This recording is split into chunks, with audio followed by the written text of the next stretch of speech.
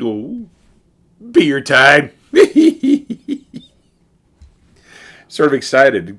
Got another one of those big crowlers from Short Fuse. This one's been 2 days in the can so far. So obviously you can keep crowlers for a little while because they are pressurized in a can. Well, not really pressurized. They tap it directly into this big can shape, and then they put a lid on it, and of course it naturally the carbonation releases, and so it'll stay good for a while, but not a huge amount of time. Although I will say I had a Miskatonic in a crowler for years, and it was still amazing. So this one I could have bought in a can, but I didn't want to buy 4 cans at the same time, 4 pints of beer of the same beer, because I was worried that I would do like I do with a lot of my beers, and I'd drink one or two, and then I'd let the rest sit on a shelf, and then years later I'll remember it and pick it up again, and I'll be like, oh yeah, I should have shared that with this guy or that guy or this other person, But my ADHD brain right out the freaking window. So this one is called Dark Gourd, and I'm sure it's a play on the Dark Lord from Floyd's. And it's 5.5% alcohol by volume. And it is, I think it's a pumpkin ale. And since I've got it in the big 32-ounce can, I'm going to be putting it into the gigantic mug. The second gigantic mug that I got from Paul. This one's a Hacker Shore. So, I was blown away by that one yesterday. That Magnetron, wow, that was a good beer. From start to finish, I enjoyed that beer. And I was, happy I had dinner with it, but I imagine if I had drank it without anything, I would have been schnackered. So, all right. Smells good on the hand. I'm not usually a big guy for the pumpkin beers. I've had some that have just failed miserably, but I'm excited to find out what Short Fuse does with theirs. Now, there's 2 versions of this beer. There's Dark Gourd, and then there's Dark Gourd Barrel Aged. And the difference of the barrel aged is it's like 13% ABV, whereas opposed this one's 5.5% ABV. So, hoping I can grab a can of that maybe next week and share it with you guys. So, did a beer inventory the other day. Man, I got a lot of beer. I'm happy. Got a lot of beer to share with you guys. So, let's start the pour. And this time I'm going to try to be a little bit gentler. But it is a can, so it gets agitated just coming out of the hole. I don't want to deal with the head that I had to deal with yesterday. But I do want some head, so let's start pouring it a little bit more vigorously, if you will. Vigorously. All right. So this is a deep amber. Pretty beer. You guys can't see it. I just realized while looking at you guys, you can't see how pretty this beer is. Look at that. That is a nice color. And it is crystal clear. Crystal clear. The head is, again, a healthy, nutty brown color. It smells amazing from here. I smell a lot of spices in this. And of course, I smell the pumpkin. So, it smells good. It smells good. I'm hoping it lives up to its smell. 'Cause that's tasty and pretty. Pretty beer. So pretty. I'll give you another look at that color again because I like it. So, that's a pretty colored beer. So, I long for the summer where I could actually hold it up so you guys could just see the natural light coming through it. So, all right. Still just getting the spice and the gourd, if you will. So I'm going to tuck in. I'll tell you what it's like.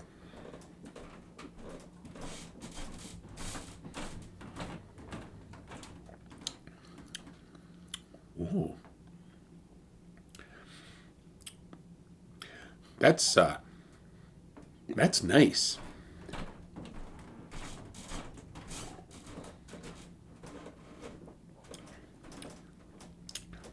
Wow. I was a little bit wary of this one because a lot of the pumpkin beers, I don't know, they're just not, they don't make it for me, you know. But this one's nice. It's got almost like pie spice going on, but it's not a sweet beer at all. It's complex. You can taste the pumpkin, but the pumpkin is not the star of it. It is a beer flavored beer. It's not a dessert beer in any way, shape, or form. It's a little burpy, though.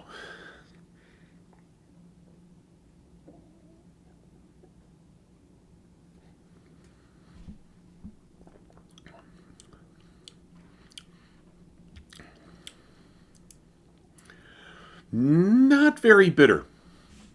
Like a 2 on the bitterness scale. Very a very mild beer, but it actually has big punch of flavor from the roast of the grains, the spices that they've added, and I believe the pumpkin in there. I am not surprised that they have this on tap now because this is a tasty beer. And I could see them selling a lot of this on tap. And they have both versions in the can, both the barrel aged and the 5.5% that this one is.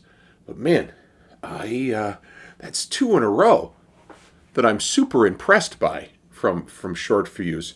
And I've done other Short Fuses. You guys can search through my videos if you just use the search bar and put Short Fuse in there. You'll see the others that I've had from them. And I've never had a real problem with any of their beers. There was one other one that I'm looking forward to possibly getting a crowler of. And it goes against the grain for me because I'm not a big IPA guy. But they've got like a spruce IPA on tap there that I think I might have to try. So, because I love the flavor of spruce.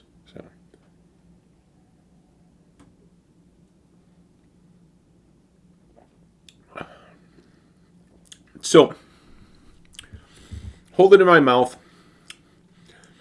I get the flavor of the roast of the grains. Immediately after I swallow, there's this wash of spice across the back of your tongue. And that's when the bitter hits, just a slight hint of bitter on it. This is another home run in my book. I mean, now, I'll have to tell you, I'm still thinking about yesterday's beer, that Magnetron yesterday. It hit all the marks for me. But this is also a really good beer.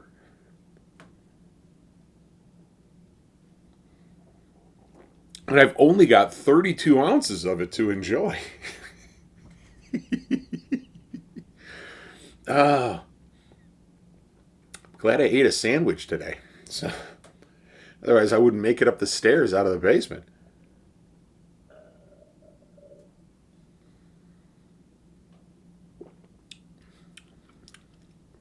Yes, very nice. Very nice. Okay. If I saw it in a store, would I pick it up? Yeah, I would. It's a good, solid beer-flavored beer with that hint of gourd and smattering of spice throughout it. This is a very nice winter beer. I wouldn't be surprised if someone slapped the label on this with a Christmas tree, because it is like a holiday flavor beer. Not sweet, not sweet, but tasty and complex. So I'm loving the color. The head has collapsed, but as you can see, it is leaving some nice bubbles on the side. So it's a little clingy.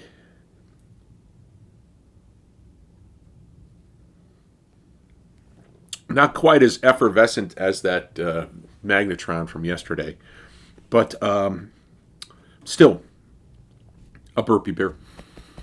So I'm going to take the rest of this upstairs and enjoy it sitting in a more comfortable chair in a warmer room. Because the basement is cold. It's cold in the Chicagoland area. All the roller coasters are closed.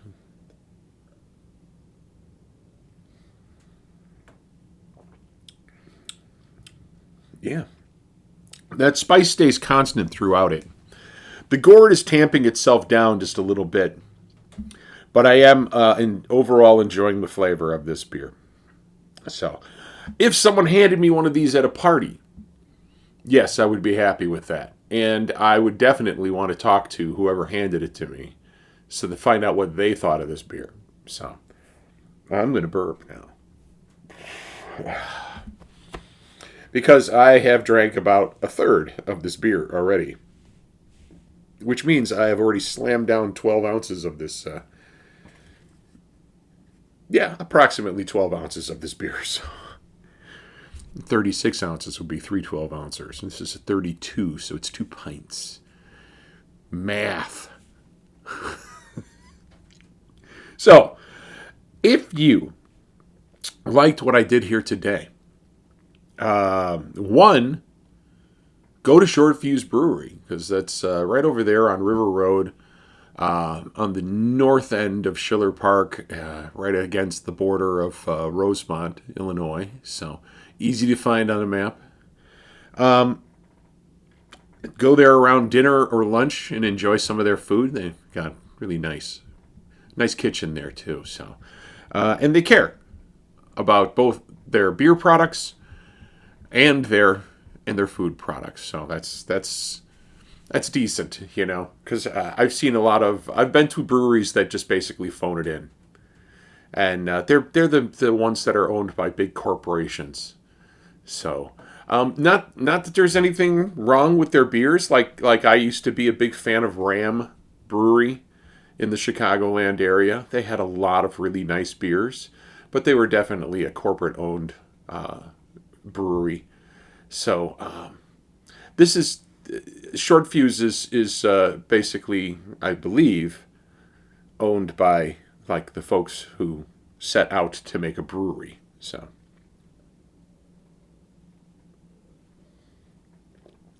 I could just be talking out my ass though, so who knows. Anyway, if you liked what I did here today, do me a favor. Hit that thumbs up. Share the channel with like-minded beer people. And please subscribe. I'll see you guys next time. I've got probably a smaller beer to share with you guys.